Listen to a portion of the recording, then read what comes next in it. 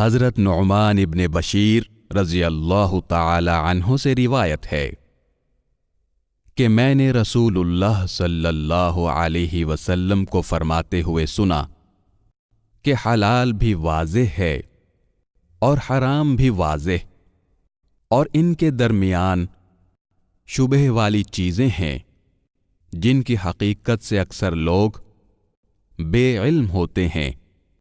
پس جو شخص شبہ والی چیزوں سے بچ گیا اس نے اپنے دین اور عزت کو بچا لیا، اور جو شبہات میں واقع ہو گیا وہ حرام میں مبتلا ہو گیا، جیسے وہ چرواہا ہے جو کسی مخصوص چراہ گاہ کے ارد گرد اپنے جانوروں کو چراتا ہے، قریب ہے کہ اس کے جانور اس چراہ گاہ کے اندر داخل ہو کر اسے بھی چرنا شروع کر دیں۔